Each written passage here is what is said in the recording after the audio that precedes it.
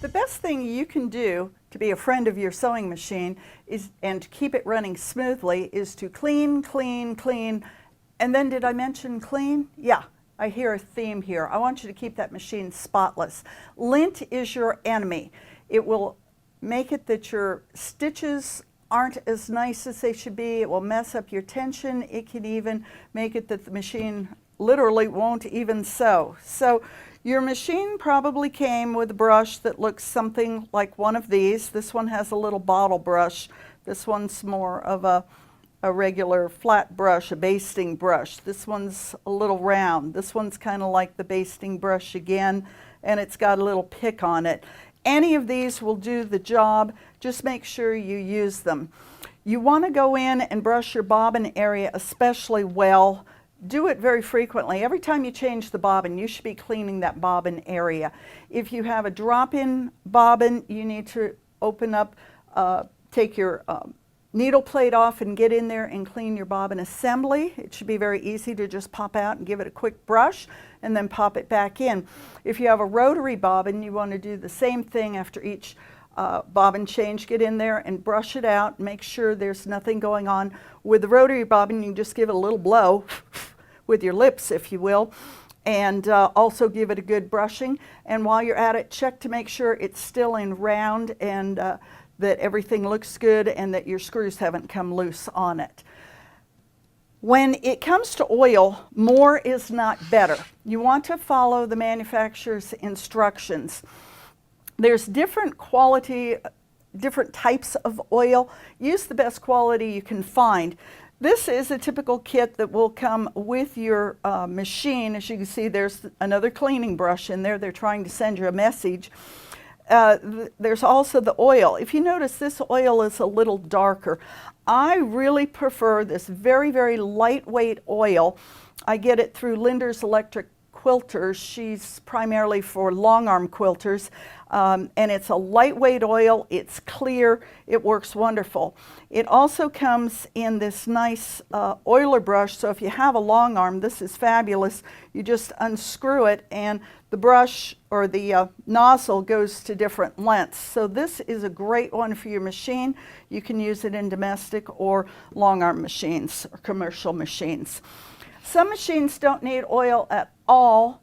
Supposedly, there's always parts that are going to rub, and that's what oil does. It keeps it lubricated and running smoothly. Typically, when you take it in for service, that's when the dealer oils it. They have made them with different materials so that you don't have to oil, but it does need to be done by the dealer. So make sure you're getting it in for service, and we'll talk about that in just a minute. The next thing after oiling is look at your needle plate. Sometimes if you, especially shame on you, you've run over pins and your machine's gotten a little out of time or out of alignment, the bent needle can be hitting the edges or the pins can be hitting the edges. And right in here where the needle hole is, this is going to be either oval, large oval, or it's going to be a little hole for a single stitch needle plate. You need to occasionally come in and take some emery cloth, and it comes in several sizes, fine, medium, and large grade, and you just simply put it through the hole, and you have to be kind of Houdini here. Sometimes it helps if somebody holds it for you, but you're going to put it in there and just run it back and forth, kind of like how you do with a nail file, and just go all the way around the hole and make sure it's nice and smooth. If you're noticing nicks and gouges in your needle plate, spend the money and get a new one. It's just not worth it to have things catching on it or have it pulling your fabric. It's something that you just need to check occasionally. The best advice I can give to you is do not sew over pins. Not only will it ruin your needle plate, but you can break the needle bar on your machine, which is a very, very expensive fix. You can also throw off the timing, which is another fix that on long arms we can do it ourselves. On domestic machines you're going to have to take it in for service.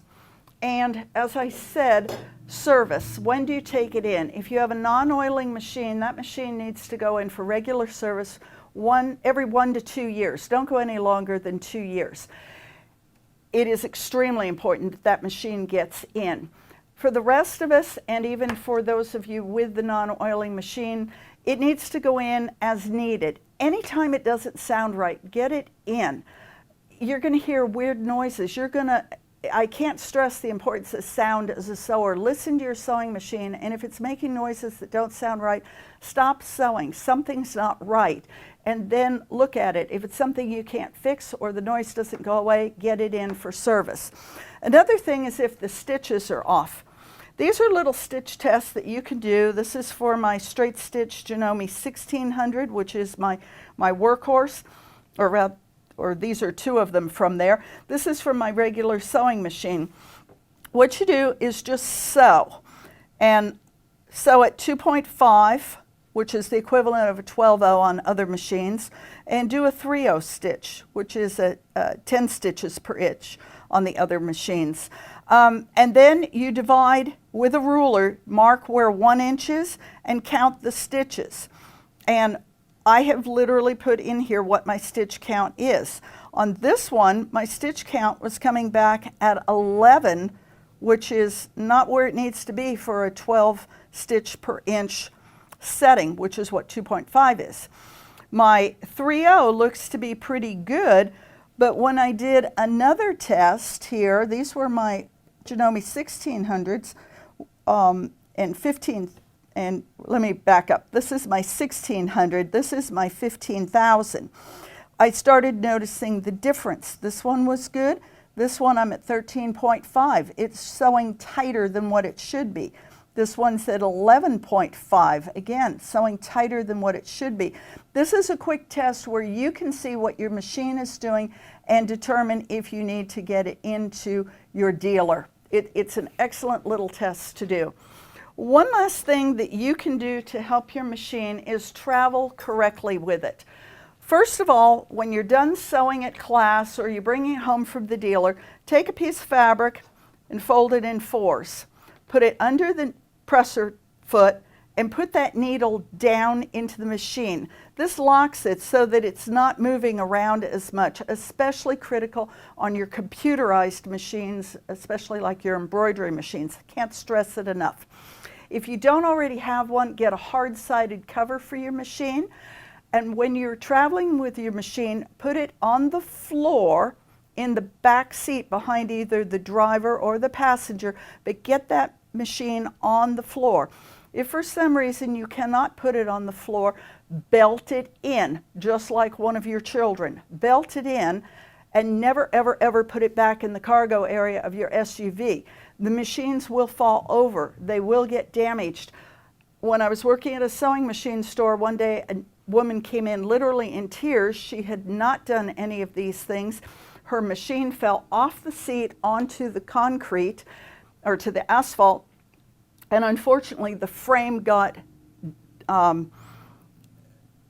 dinged, not just dinged, but totally damaged.